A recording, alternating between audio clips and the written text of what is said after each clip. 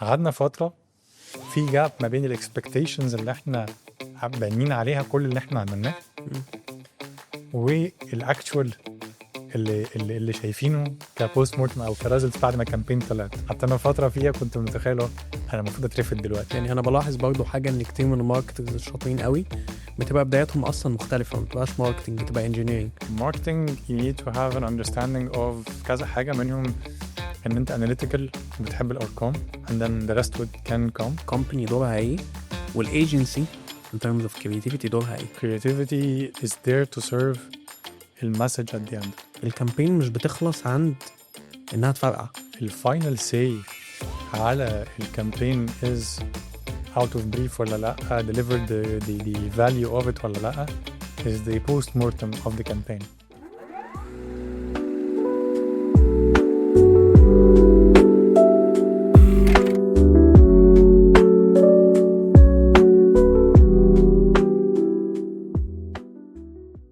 اهلا بيكم في بام توكس. النهارده الجاست بتاعنا حد مميز جدا من اشطر الماركترز في مصر، اشتغل في التليكوم واشتغل في الاي كوميرس اندستري واشتغل في حاجات تانية مختلفة.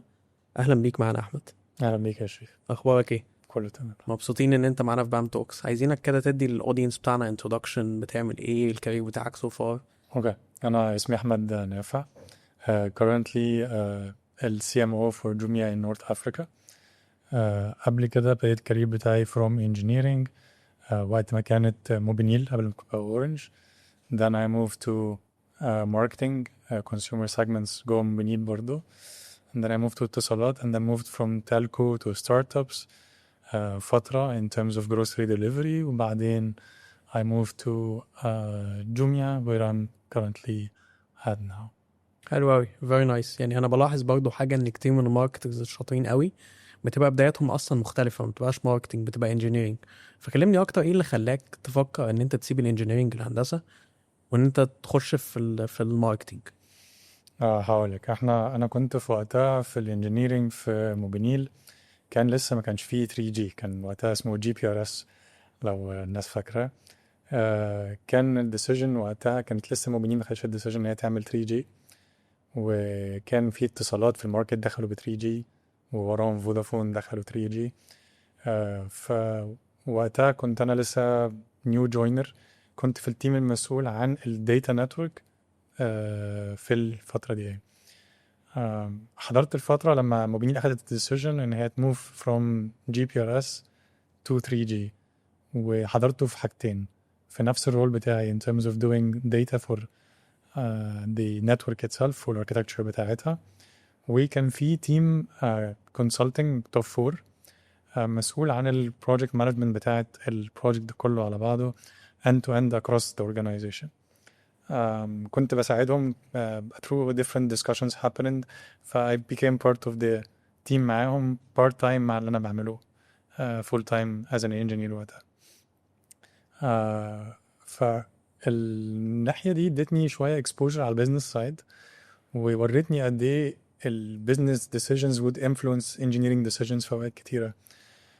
حتى بعد ما عملنا اللانش وكل الديسكشنز دي كان في decisions كتير قوي ليها دعوة هنلانش انو areas what type of services، وقد ايه return on investment بتاع كل decision بناخده هيبقى influencing اللي احنا هنعمله on the engineering side ازاي.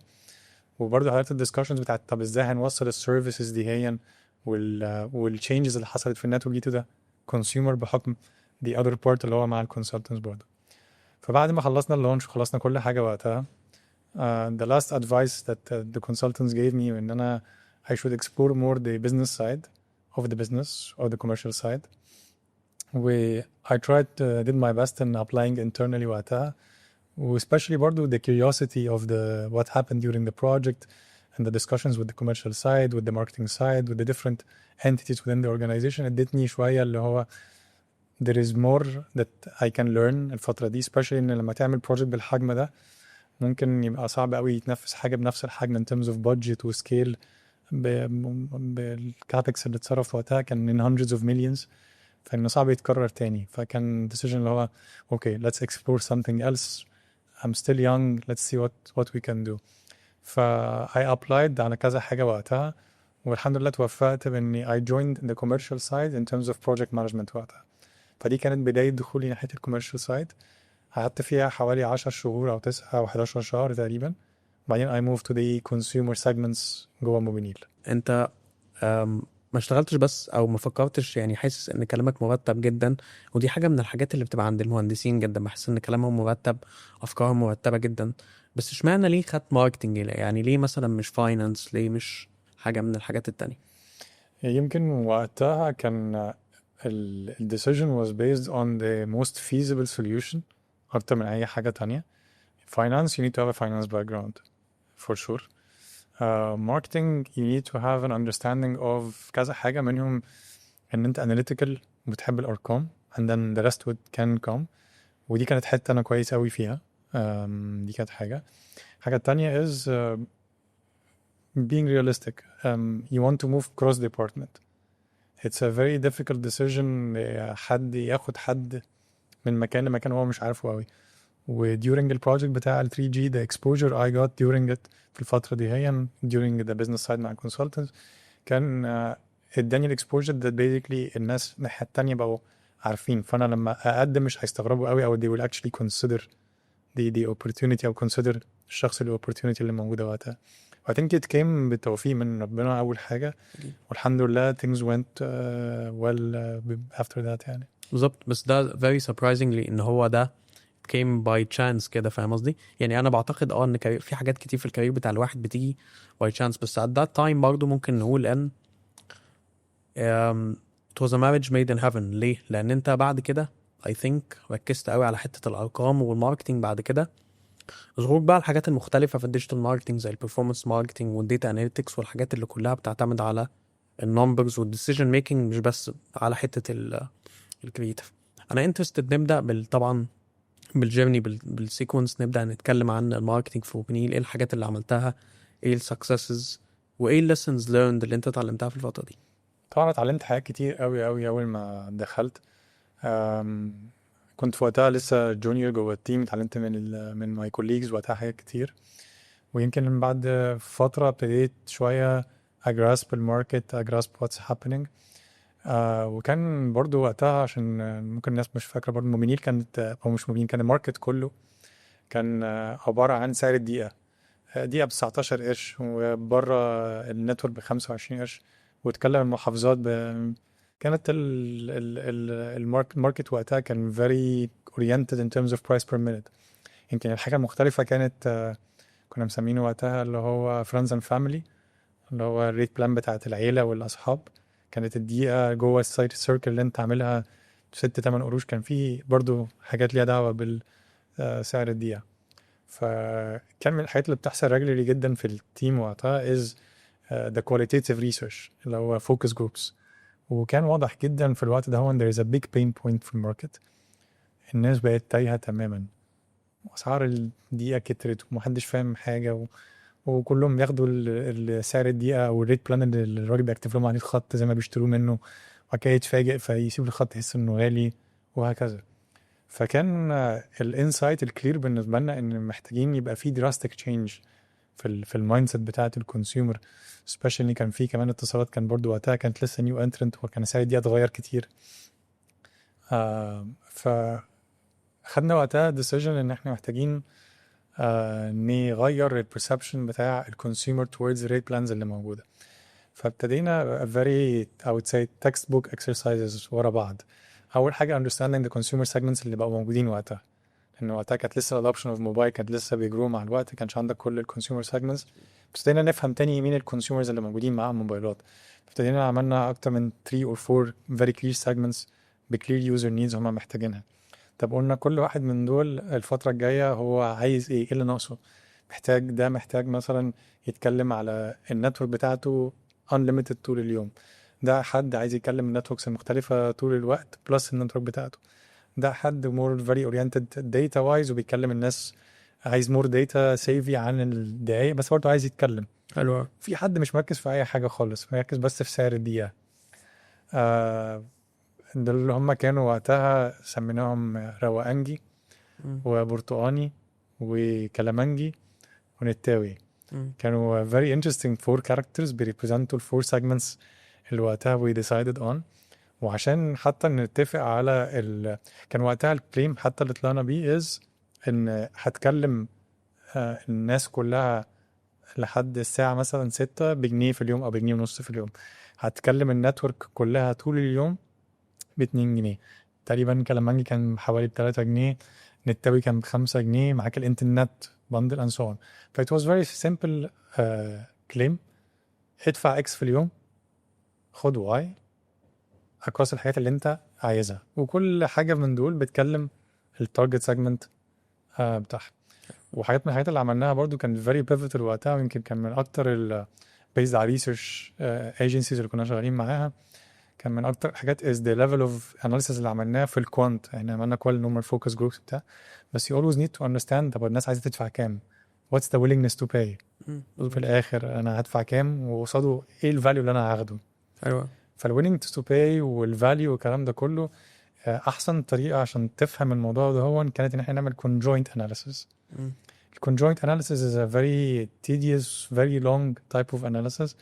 بياخد من 6 variables up to 8 ممكن اقل شويه. بس basically بتتحط variables مختلفه للكونسيومرز او لليوزرز، مش بيبقوش عارفين هما بيكلموا مين. ممكن تحط مثلا تقول انا لو انت جالك ريت بلان موبينيل بتدي لك 100 دقيقه سعرها جنيه ونص، وممكن تستخدمها طول اليوم او لحد الساعه 6، وينفع تستخدم فيها سيرفيسز الفلانيه. فانت عندك multiple variables for the consumer، بيتغير فيهم البراند، بيتغير فيهم الفاليو، بيتغير فيهم البرسبشن بتاعي للفاليو اللي انا اخدته and so on. كذا حاجه غيره، وبندي الحاجات دي كلها للكونسيومر multiple cards ورا بعض. That's the conjoint analysis basically. And you start collecting this data على different cards دول as we go. So at the end we can generate a model that basically says if I am موبينيل وهدي الفاليو ده وهدي الفاليو ده وهدي الفاليو ده، الكونسيومر ادوبشن هيبقى شكله عامل ازاي؟ yes or no. كام percent من ال representative sample اللي احنا خدناه. لو غيرته وخليته مثلا اتصالات وقتها على نفس ال variables هيبقى شكله عامل ازاي and so on. ف basically you have multiple variables across the brand والفاليو اللي انت بتديه، and you start understanding في الاخر الفاليو بتاع الكونسيومر هيبقى او ال decision بتاع الكونسيومر هيبقى ايه. فده كان one of the highlights اللي انا لسه فاكره لحد دلوقتي بالديتيلز والاماونت اوف ورك اللي اخدناه مع الايجنسي والمودلز that were built and how we built a model that we can basically plug in فيه حاجات ونطلع منها results. And it will be very interesting النهارده. يعني الكلام ده كان في سنة 2008 2009 تقريبا. النهارده لما نيجي نعمل حاجة زي دي انت هتبقى بتعمل لها through AI. انت متخيل فرق ال amount of data processing that you can do وال amount of data that can be done here and there. You still need to do the research, but you will have a lot of processing power for decision making that would be much easier to do. ايوه. واللاست فيز في الكلام ده بقى، او مش اللاست فيز، البرايسنج او البيزنس كيس اللي بتعملها. احنا هنا دلوقتي انت عندك ناس اوريدي موجوده بيصرفوا اكس على ريت بلان واي. يعني بيصرف مثلا 19 قرش على الدقيقه وبيتكلم 20 دقيقه في اليوم. طب لما يجي لي على الريت بلان اللي هي ب2 جنيه في اليوم مثلا، وقتها هيتكلم عدد دقايق قد كده، انا كسبت منه ولا خسرت؟ وبقى عندك segments كتيره متقسمه جواها. فات was a huge business case, a huge exercise. كان معانا برضو ناس كتير قوي في التيم وقتها موجوده، تيم البرايسنج موجود كان من ناس كتير. ف it was a very interesting collaborative work وقتها من a lot of people. وكان ليا الاونر يعني انا اكون البيزنس اونر بتاعه، بس كان huge involvement in different teams. حتى التيمز بتاعت الماركوم وقتها for the decision on the characters اللي انا قلت لك اللي هي نتاوي وكلامانجي والكلام ده كله. This decision of the characters based on the brief اللي احنا عملناه of the what is the character, the persona, what is the need that they're looking for. عايزين نسميهم ايه ونعمل ايه ويطلع الشكل عامل ازاي ويطلع الكامبين في الاخر عامله ازاي. A lot of work behind the scenes from a lot of people across different departments. ف it was a very very interesting story بالنسبه لي. وبعديها اخدت القرار ان انا اتحرك to a different organization which was اتصالات بعديها. انا عندي برضو هسألك على حاجة عشان لاحظت حاجتين مهمين قوي. بحس يعني حسيت من كلامك ان في شغلك انت في حاجتين مهمين جدا بتركز عليهم. انك انت تبعد عن الجيمكس او الحاجات اللي هي مش effective، او انت عارف ان هي throw data بالنسبة لك مش effective قوي. وتاني حاجة ان انت بتحب قوي الريسيرش، يعني بتحب قوي تستدي الحاجة بشكل كبير جدا. ووقتها ممكن اقول ان يمكن ده ما كانش لسه العرف برضه في الماركتنج ان جنرال، كان برضه كرييتيف بيزد اكتر. يعني انا فاكر وقتها حته، يعني برضه عشان نرجع لحته الجيمكس دي، كان وقتها بدايه اعتقد ال 3 جي كولز اللي هي الفيديو كولز، وكانت وقتها فعلا في الاول الناس فرحت بيها مرتين ثلاثه، بعد كده اتفلت فيري انوينج يعني. نعم. فايه اللي اداك الفكره اللي هو ان انت being very analytical؟ هل دي مثلا فكره ان انت انجينير، ولا هل انت مثلا بتحب النمبرز؟ بص انا اتعلمت من ناس كتير قوي. I would say that's the pivotal point في البوينت دي يعني. انا I was lucky في اوقات كتير الحمد لله ان انا اشتغلت مع ناس كانوا they covered the areas اللي انت بتقولها. والماركتينج برضو البرسبشن بتاعه is في حاجات كتيرة ممكن يكون في areas معينة و areas لا، بس in my opinion marketing is about أول حاجة understanding your consumers really well. When you understand your consumers you cater for their needs very well. You develop products that bring value to the organization you belong to. Then comes a bit of the aspect of the brand في الآخر، لأن البراند is حاجتين. البراند is the brand promise في الآخر is مش بس الإعلان اللي بتعمله أو الحاجة اللي بتعملها. My brand على حسب الأورجانيزيشن اللي أنا فيها في أي وقت is about the total service أو total product I'm giving to the consumer. What's my brand promise في الآخر؟ My brand promise is how I give value, how I react or interact مع consumer, how I communicate my message, how they feel about this engagement overall and the overall experience معايا، مش بس الإعلان أو الحاجة كده. Plus the analytics of it، لأن لازم الكلام ده كله make sense معايا يعني. I have to make sure إن لما أعمل product في الآخر ألاقي adoption making sense on the numbers as planned أو as في الأول كان forecasted في اللي احنا عملناه في البيزنس كيس اللي عملناها مثلا وقتها. ف you have to always make sure ان اللي انت بتعمله is based on good foundations when it comes to research and analytics, and the delivered output منها لخارج is actually matching what you were expecting in terms of results based على الداتا اللي انت بتبص عليها تاني, and then it becomes a loop in terms of feedback. I collected more insights من the consumers from the data from the behaviors, and then what else needs to be adjusted أو يتحسن في اللي احنا عملناه. And this is how the ongoing cycle of marketing is, and basically it becomes the engine for the whole organization. And you're just not delivering things, you're actually driving the organization towards a very clear objective, which is serving your end consumer. And to do so, you're the heart or you're the voice of the customer, I say. Interesting.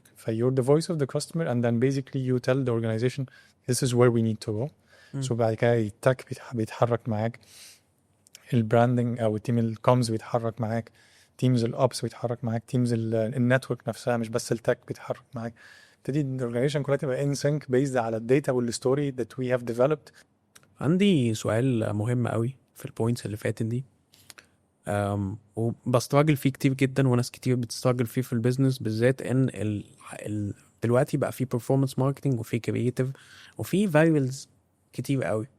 اللي فهمته من your story ان الكرياتيفيتي لازم تكون بتخدم او جايه من البيزنس نيد او البيزنس مثلا استراتيجي. ما ينفعش يكون في creativity for the sake of creativity. امتى او ايه الفاريبلز اللي ممكن تخلي الكرياتيفيتي ممكن ما تبقاش جايه قوي من البريف بس في نفس الوقت تبقى successful؟ بص creativity is always bound by the briefing of the owner or the business owner وقتها. Creativity is there to serve the message at the end and the top of mind اللي انت عايز توصله للconsumer at the end. So when you have a proper brief cycle at the end to end, ان انت عارف اللي هو this is the state of mind of my consumer at the moment. This is the gap that I'm currently addressing. This is the product I'm actually pushing to address this gap. This is the feeling I want to leave the consumer with at the end. This is a very simple structure for a brief. Once you have this brief in place, and it's very clear for the Marcom teams or the creative teams to develop around it, then sky is the limit on what they need to do, as long as they're delivering to us البلاتفورم اللي تخلي الكونسيومر approach او يبقى very clear بالنسبه له الاربع حاجات اللي انا قلتهم دول. 100%. طب اسالك سؤال، الكوربوريشن او الكومباني دورها ايه، والايجنسي in terms of creativity دورها ايه؟ الكوربريت في مثلا على التليكوم اكزامبل، مثلا في حجم الحاجات اللي زي دي you have to do your homework very well. في الاكزامبل مثلا اللي اتكلمنا فيه بتاع الريت بلانز والايشوز و what needs to be done. This is your homework. This is your focus. And then very clearly next what you need to focus on is how can I make sure that the agency or the marketing teams, whether they're in-house or external teams, are very clear or understand the story that I'm trying to tell through that brief. So your role here is about writing a very clear brief, setting the scene very clearly مع ال in-house teams or external teams about the brief itself and explaining it very well, and setting expectations about the messages that needs to be addressed and delivered to the consumer at the end. وبعدين بنعمل مع بعض كذا check point. يعني في ال check point بتاعت okay we're very clear about what you're asking us to do. فاحنا دلوقتي عملنا story board. Okay. story board في 1 2 3 4. This comes to us. And then we share our feedback.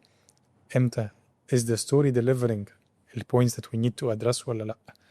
Is the flow of the story interesting to the target consumer I'm aiming for ولا لأ? Once this is covered, then next phase is, are we going to a celebrity ولا لأ? And if we are going to a celebrity, who is the celebrity and why? And is this celebrity affiliated to the target segment we're aiming for ولا لأ? 100%. And does it fit the story we want to deliver ولا لأ? Once this is done, then we also meet with the celebrity, make sure they're very clear on what we're trying to do in terms of a message and deliver and the expectation and the voice that we want to deliver in terms of the spirit as well across the whole cycle of it. And then we let it go. Everybody is clear on what the expectation is. We're very clear on the deliverables.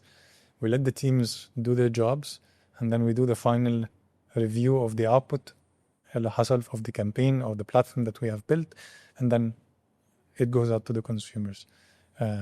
One of the most important things that we cared about برضه حاجات ما اتعلمتها في الأوقات دي كتير is we don't look I don't prefer the campaigns that basically consume a lot of budget and they're hit and run. I like to establish platforms that you can build upon in different versions later on. And you can always affiliate the initial story with the second story with the third story. So consumers are always understanding that this is part of the same journey as it goes. And some part of how I should be feeling about the brand as well and the product that they're giving me. في حتة إن يكون عندك platform ongoing sustainable وتكون something that you can build upon as you go is something that is very very interesting, and I have seen the results difference wise between لما تعمل platform مكملة أو تعمل حاجة نسميها hit and run وتبطل أو تقف بعد كده. 100%. التملي الفاينل say على الكامبين is out of brief ولا لأ, delivered the value of it ولا لأ, is the post-mortem of the campaign. Is how you understand basically what happened في الكامبين دي هي and did it achieve its objectives ولا لأ. And there are multiple ways to do it. I prefer sometimes إن أنا أقعد تاني مع sample of the consumers in terms of focus groups and we start to see the recall بتاع الحاجات اللي احنا عملناها الفترة اللي فاتت. What do they recall? ايه المسج اللي سمعت معهم؟ هم فاكرين ايه؟ جمع معاهم الاوفر نفسه فهموه ولا لا؟ او فهموا ان هي بلاتفورم ولا لا؟ فهموا المسج اللي انا عايز اوصلها من الاخر في التوبيك ده هون ولا لا؟ If I don't see this is happening then basically we got lost somewhere. And it happened for sure. بس تملي احسن حاجة تعملها انك تريمبر وقتها okay what did we do wrong? Where did we fail in terms of the delivery here? And this is something you collect برضو من the insight of the consumers. And based on this and this only you decide بعد كده هتعمل ايه. بالظبط. I think يمكن ديجيتال بقى بيساعد ان انت لو المشكله مثلا في الاوترو ان الاوترو was not long enough و did not show the product انت ممكن بإيتريشن تانية تغير وتضيف الاوترو دي. يمكن اعتقد الايرنج زمان في التلفزيون كان خلاص انت you've already خلاص خدت السلوتس المعينه بتبص على الريزلتس خلاص you don't have the option انك انت تريتريت لان خلاص انت دفعت مليونز. لكن on digital you have the option انك انت تشينج. وده يمكن ده واحد من الفروق اللي ما بين التراديشنال ميديا والديجيتال ميديا في الوقت اللي احنا بنتكلم فيه. absolutely. يعني برضو لما تبص عليها انت النهارده ممكن تعمل حتى multiple copies on digital platforms with and you have multiple copies running at the same time, and مم. then you see which copy is bringing you the best engagement, CPM, whatever metric you have basically decided on, and then compare the copies and maybe you decide to kill حاجة منهم and you keep the rest and so مم. on. زمان it was basically a lot of investment in the copy itself and in the airing itself. يعني usually the airing is more or less at least 4 to 5x the budget that you spent on the copy itself to develop it مظبوط. for it to make sense and get the exposure you're aiming for. It's totally different times. It's very interesting لما تبص على وقتها كنا بنعمل ايه ودلوقتي how things are different and how the game changed. احنا كده وي كفرد الجيرني بتاعتك في موبينيل. عايزين بقى نسمع الجيرني بتاعت اتصالات وايه برضو الاوبورتيونيتيز الجديده اللي شفتها هناك او الحاجات الجديده اللي عملتها هناك. الترانزيشن للاتصالات كانت very interesting. انت كنت في مكان اتعلمت فيه حاجات كتير في engineering و commercial side، عملت فيه transition career wise، وبعدين رحت الاتصالات for a better opportunity الحمد لله وقتها. فكان الobjective وقتها انك برضو عايز تقول انك في اي مكان you can still bring in value او تقدر تقدم حاجة للمكان الجديد اللي انت رحته. فكان ده المين التحدي وقتها في النهاية او المين تشالنج اللي هو هعمل ايه الفترة الجاية او ايه اللي ممكن نعمله في اتصالات، حاجة شبه ال achievements او الحاجات البرودكتس اللي عملناها وقتها في مبنيين مع تيمز اللي كانت هناك، وبرضه نعمل حاجة في اتصالات تكون تعمل impact for the consumer at the end برضه. عملنا كذا حاجة وقتها. I remember برضو teams they were huge وقتها. فاكر عملنا منيو جنيه، كان وقتها كان في لقينا ان في insights بتقول ان الكونسيومرز في customer segment لسه مش عايز يكمت للفول ديلي باكج اللي احنا كنا عملناها حاجه شبهها في وقتها. كان في زيها بس مش نفس الفول تاريف بورتفوليو بنفس السيجمنتيشن، كانت حاجه ميني صغيره في اتصالات وقتها.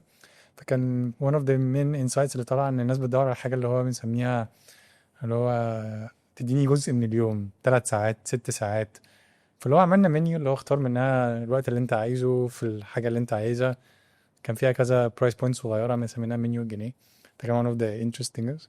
بس ده one thing that is really standing out ويمكن لحد النهاردة موجودة في الماركت.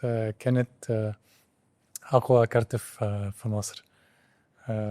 أقوى كارت في مصر كانت الستوري بتاعته وقتها إن كان في changes حصل شوية في الفاليو بتاع اللي انا بدفعه عشان اشحن الكارت والفاليو اللي انا باخده تاني في الكارت. كان ليه دعوة بالضرايب او رسوم، مش فاكر بالظبط متذكر. كان في كده حاجة حصلت في الوقت ده. هون ابتدى يحصل confusion شوية في دماغ الكونسيومر ما بين اللي انا باخده في الاخر كريتشارج فاليو في الكارت، وبعدين اروح ادور اجيب بيه ايه في الريت بلان واروح اكوميت على ديلي ولا سعر الدقيقة.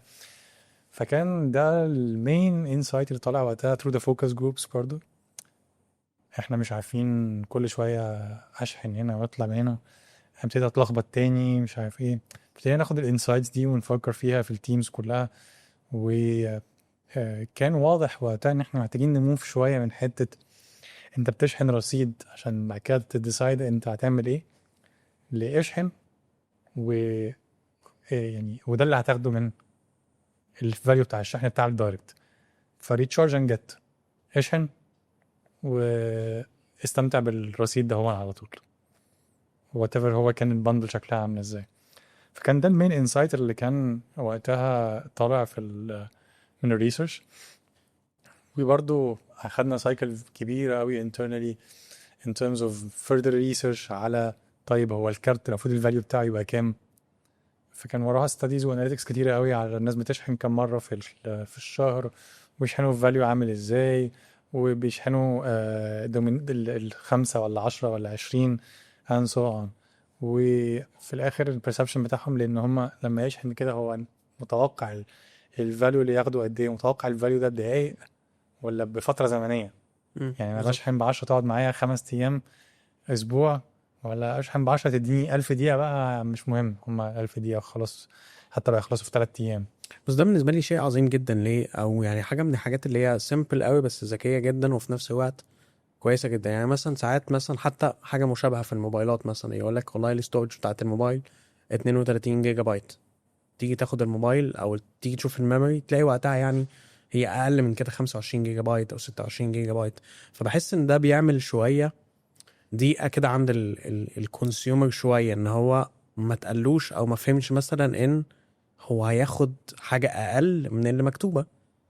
يعني بحس ان دي نفسيا آه بيبقى ليها شويه تريكس. يعني بحس حتى في البرايسنج ساعات في بعض الايتمز لما يقول لك غير التاكسز، يعني لما يقول لك مثلا والله الحاجه دي ب 19 99 rather than ان هو يقول لك 20 مثلا، بحس انها بتفرق مع الكونسيومر. بس انا مش فاهم علميا ليه.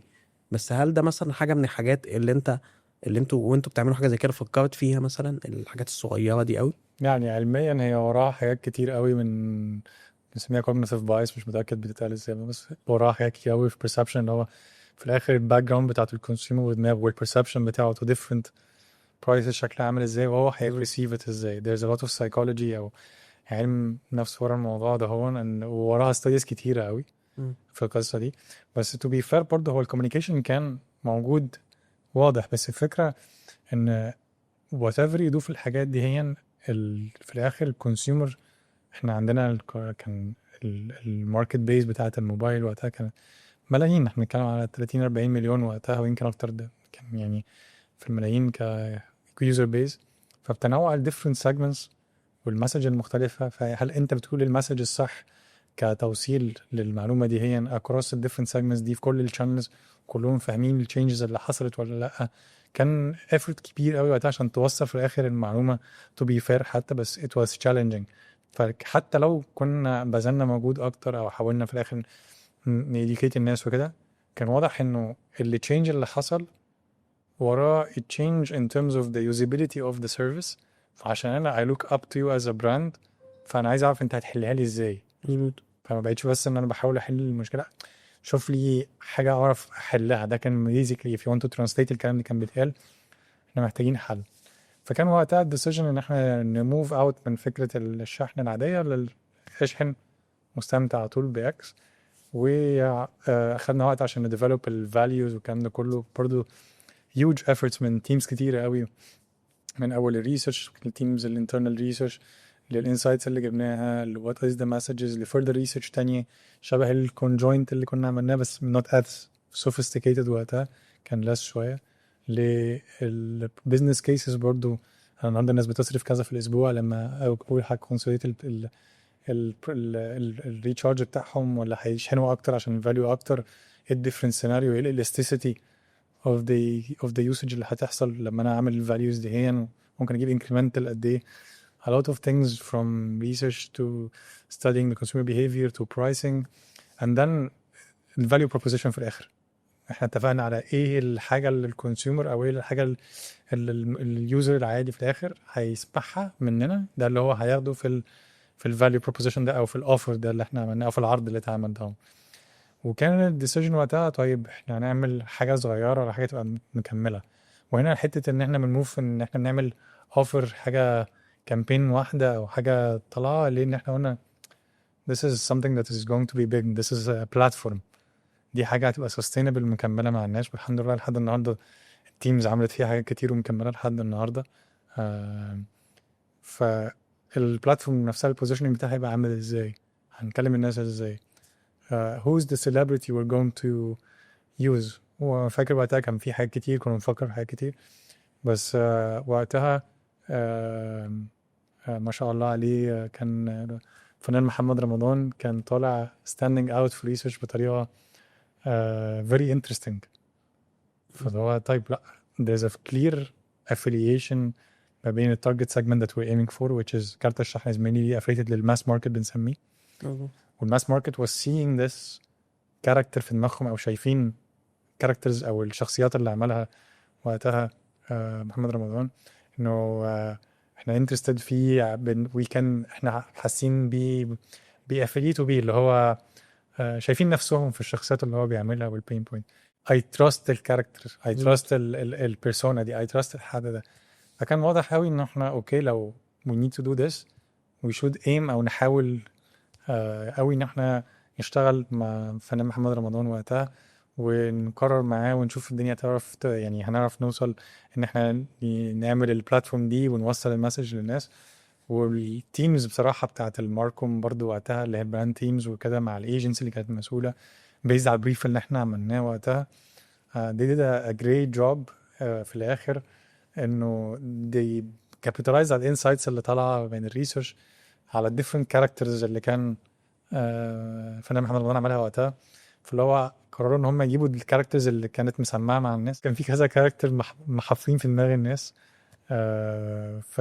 جابوا كذا كاركتر من دول and each character delivered one of the messages that we want to cascade to the customer وقتها ونوصلها للكاستمر وقتها في البريف اللي احنا كنا عاملينه. فكان بالنسبه للناس ريليتابل قوي. بالظبط، فكان ده الاوبجيكتيف من كل كاركتر ان هي توصل من فيري كلير او حاجه هم الناس فاكرينها بيها وعارفينها عنه كويس قوي على الكاركتر دي وحافظينها بيها، ان يوصل الجزء ده من المسج دي للبلاتفورم دي هي من خلالها في الاعلان ده. بس يمكن برضو الحاجه اللي كانت انترستنج في القصه دي البوست بتاعها. زي ما قلت لك في الايام كنا بنتكلم على اللي اتعمل في موبينيل وقتها قبل ما تبقى اورنج، ان المهم قوي الريزلتس اللي بتحصل بعدها.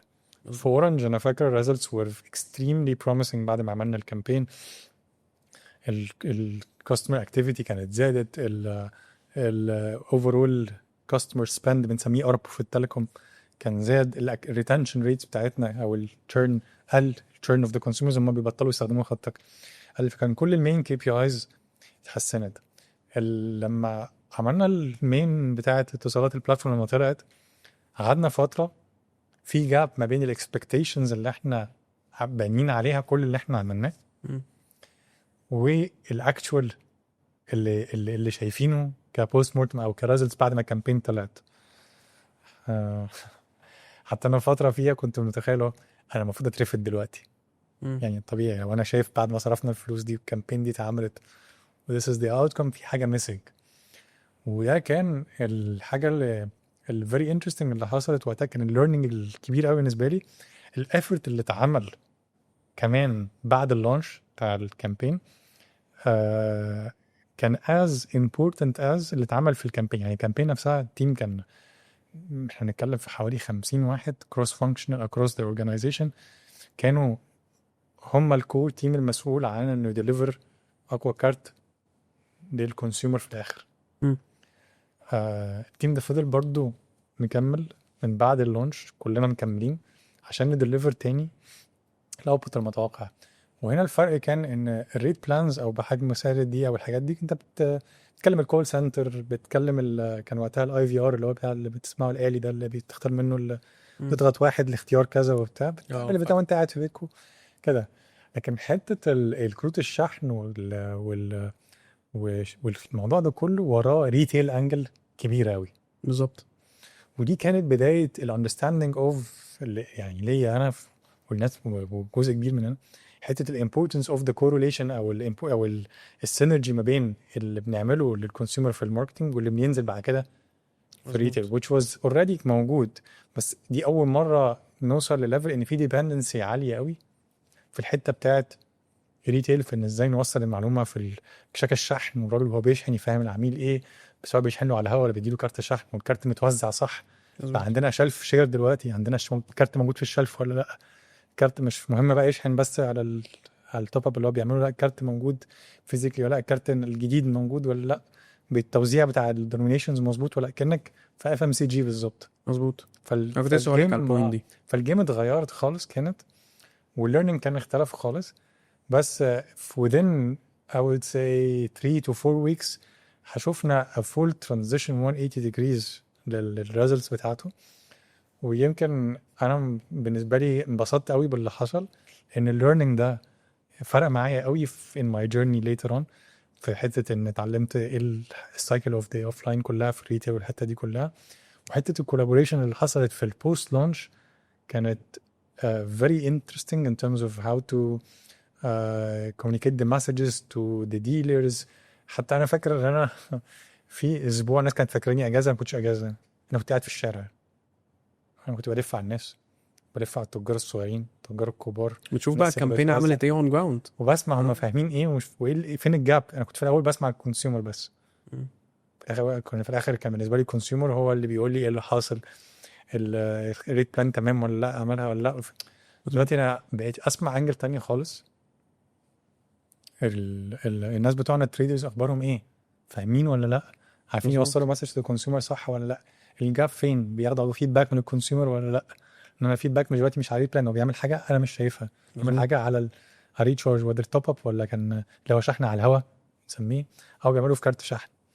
فلمينا شويه انسايتس خدنا وراها، انا فاكرهم لحد النهارده 13 ميجر اكشن. انا فاكر كانت كاتبهم كده في القرار. ونسال المانجمنت 1 2 3 4 كلنا aligned، عشان برضو في الاخر وفي الاول it's not a sole person in effort، او مش effort بتاع حد واحد. احنا بنتكلم عن الاورجنايزيشن نفسها كلها كانت هتموبلايز على ان احنا نعمل الحاجات دي دلوقتي عشان نشوف وراها الريزلت اللي احنا كنا متوقعينها قبل ما نعمل البلاتفورم دي. الحمد لله when we did almost ابتدينا نشوف major change على خلصنا اكتر من نصهم. عبال ما خلصناهم كلهم it was a full shift very clear، adoption rates اعلى بكتير، awareness اعلى بكتير، الكونسيومرز بنسميها stickiness، او ان هم بقوا معاك في النتورك والاكتيفيتي بتاعتهم عليت جدا. برضو الافريج ريفينيو بتاعهم بير يوزر او الارب بتاعهم عالي جدا. شفنا مين كي بي ايز كلها بتتغير ان هو all the يمكن time. الكونسيومر ما كانش فاهم، ما كانش فاهم، او كان مش واصله له المسج فولي في الشانل اللي كان واصل له. ف it was a huge learning. والحمد لله بعديها it was a huge success in different angles, uh, mainly because of the efforts of كل التيمز اللي كانت involved.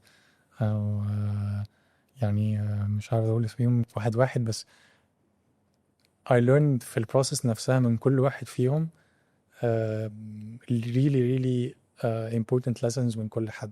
كل حد كان عنده حتة هو كويس قوي فيها، وبسبب الحتة دي هو contributed للريزلتس اللي طلعت and things were الحمد لله success بعد المشاكل اللي حصلت. but then again you never know، ما تعرفش فين الخير جاي فين. مظبوط. المشاكل دي في الاخر وصلتنا ان احنا لا، الناس دي عملت الافورت اللي المفروض يحصل بعد كده عشان يتاكدوا ان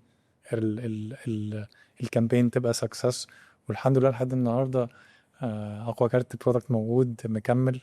التيم عمل فيه تشينجز وعملوا فيه كذا كامبين بعديها وفضلوا مكملين، بس ستيل البيز بس it is a platform النهارده. هو it is a platform ومكملها لحد النهارده. it's something that يعني الواحد يعني فخور بيها لحد دلوقتي الحمد بس لله. ده حلو قوي. خليني برضه اسالك عن حاجه. انا حاسس ان في تو lessons learned في القصه دي بشكل كبير قوي. اول حاجه فكره الالاينمنت بين الناس اللي شغاله مع بعض، ان هو الناس كلها تبقى بتتكلم مع بعض وفاهمه ايه اللي بيحصل. وده كتير من الوقت اعتقد ممكن ما يكونش بيحصل ما بين ديبارتمنتس مختلفه. ممكن يكون الماركتنج شغال في حته، السيلز شغال في حته، كل حد شغال في حته. فلازم تكون الناس اعتقد شغاله مع بعض، يكون في ما بينهم الالاينمنت، وهو ده اللي بيخلي الدنيا مرتبه جدا. وتاني حاجه اهميه ان الكامبين مش بتخلص عند انها تفرقع. يعني ممكن تفرقع، ولكن حته اللي احنا ممكن بنسميها شويه في الاي كوميرس شويه كونفرجن ريت اوبتمايزيشن.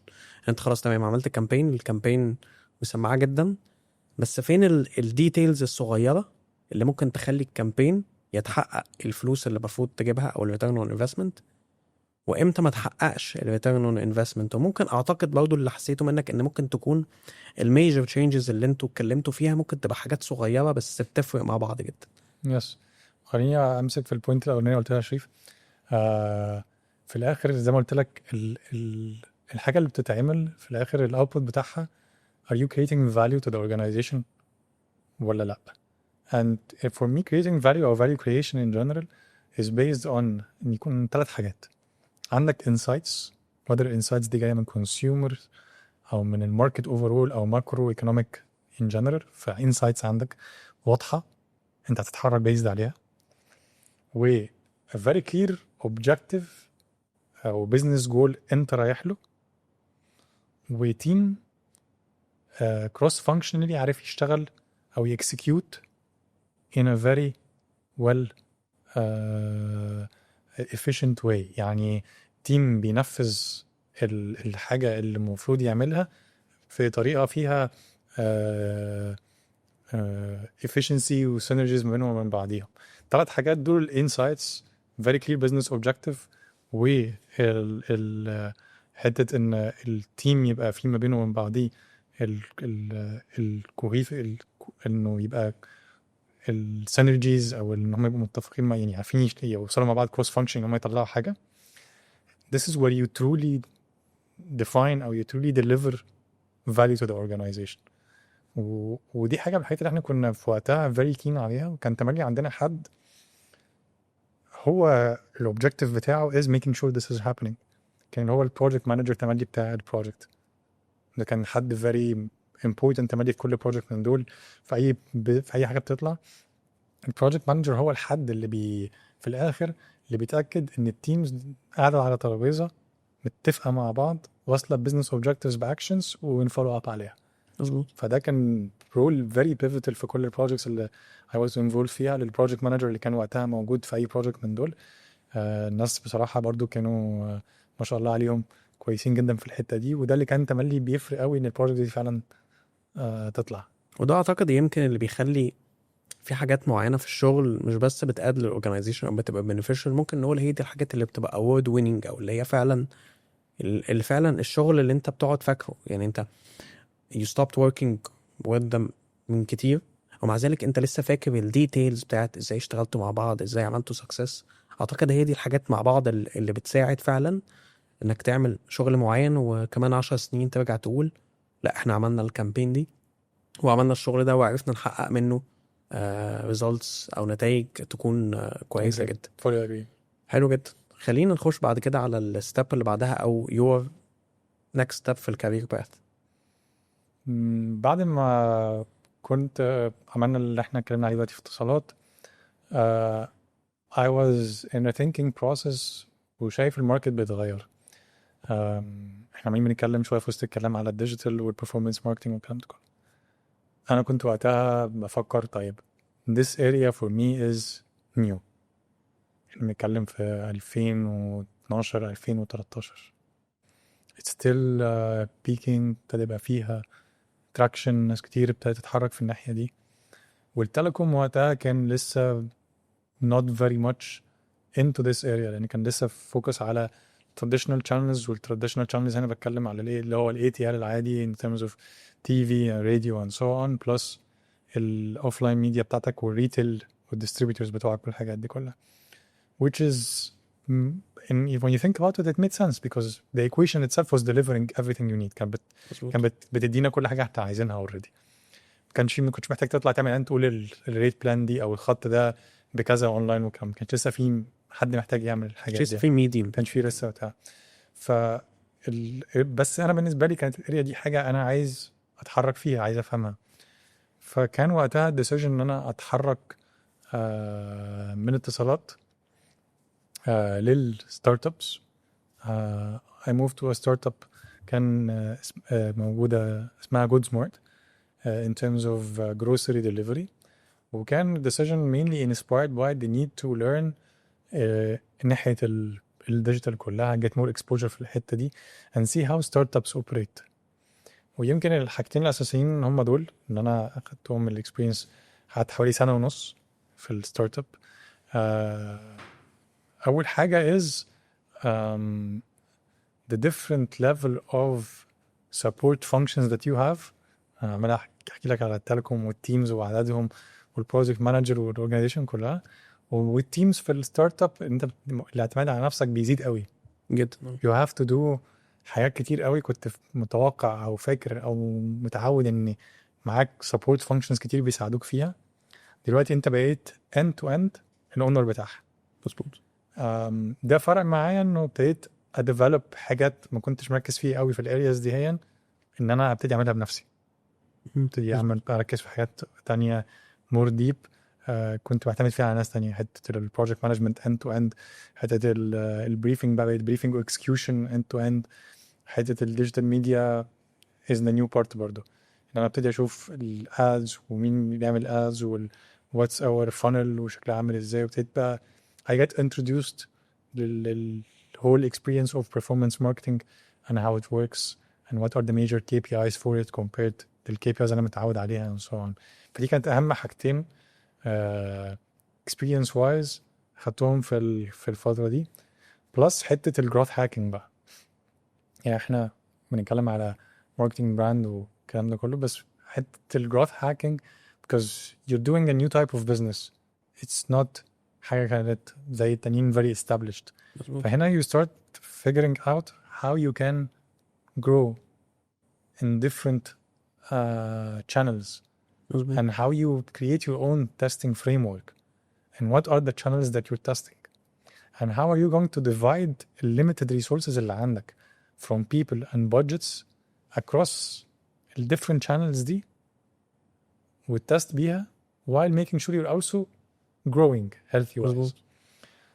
فده كان challenge very interesting في الفترة دي، اللي هو you start figuring out ما بين partnerships وما بين online media وما بين penetrating special social groups معينة related to the target segment اللي انت رايح له، ما بين very focused partnerships في أماكن معينة related to real estate and so on على حسب السيجمنت وقتها اللي كنا بنكلمه.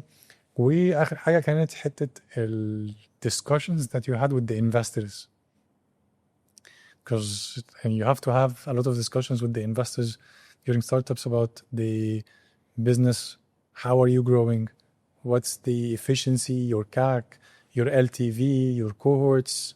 ممكن نخش في تفاصيل فيها، بس ال cost of acquisition أو كل حد بيجي بيستخدم السيرفيس بيكلفني قد ايه، الفاليو بتاع العميل في حياته كلها قد ايه، ال LTV. والكوهورت اللي هو كل ما حد بيجوين في فتره معينه او بيجوين السيرفيس في فتره معينه بيفضل معايا كام شهر، بيبقى في كل شهر البيهيفير بتاعه شكله عامل ازاي. مظبوط. دي حاجه مهمه قوي قوي قوي في الاي كوم بزنس عامه او في الاونلاين بزنس عامه. فالحته دي برضو كانت very interesting in terms of handling. و الحاجه التانية اللي كانت برضو مهمه حته المونتايزيشن او ازاي تمونتايز البيزنس فيرتيكلز اللي عندك اوريدي، اللي هو تجيب ريفينيو ستريم جديد عندك على البيزنس بره الكور بيزنس. مظبوط. فانا مثلا عندي بيزنس بعمل فيه جروسري ديليفري، والله عندي كاستمر بيز، ممكن تيجي اعمل لهم سامبلينج فور برودكتس من براندات تانية، تبتدي البراندز تيجي تعمل سامبلينج وان احنا نوصل البرودكتس دي للكاستمرز ونلم فيدباك بعد كده منه. فلو نعمل حاجه كده اللي هو وان ستوب شوب، اللي هو you created new flavor على عصير ولا على type of chips or whatever، عايز تاخد منه فيدباك، فنوصله للتارجت سيجمنت اللي انت عايزه، نديه لهم، ناخد منهم يجربوا الكونسيومرز، ندي منهم فيدباك، نرجعه للبراند. يعني it was a very interesting revenue stream وقتها برضو for جديد جدا. for this also research وحاجات كنا بنعملها او analytics in terms of your value share والكلام ده كله. وده ادى لقدام برضه الظهور الريتيل ميديا، يعني ان انت يبقى في ads on your website وانت بتبيع حاجات كتير جدا و people are competing او بيعملوا ads في spaces معينة to sell more.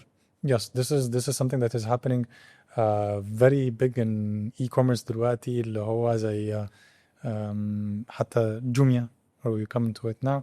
أي براند بيجوين they have the opportunity to advertise أو إن هم يعلنوا عن منتجهم على جوميا نفسها، إن هو يصرف مبالغ معينة على البلاتفورم عشان يتعرف أكتر، عشان الناس تسمع عنه أكتر، يظهر للناس أكتر، لأن إحنا عندنا ملايين من المنتجات اللي موجودة على البلاتفورم على الابليكيشن. فازاي تظهر للناس اسرع لما تكون بتدور على جزمه او بتدور على جراب تليفون او whatever مع كل الناس اللي موجوده. فده حاجه من الحاجات اللي ممكن برضو نتكلم فيها اكتر. بس دي كانت الاكسبيرينس بتاعت الستارت اب بالنسبه لي. اتغيرت حاجات كتير قوي في تفكيري، في طريقتي، في معاملاتي، في الليفل اوف انفولفمنت في حاجات كتير. وبعد كده I moved to جوميا.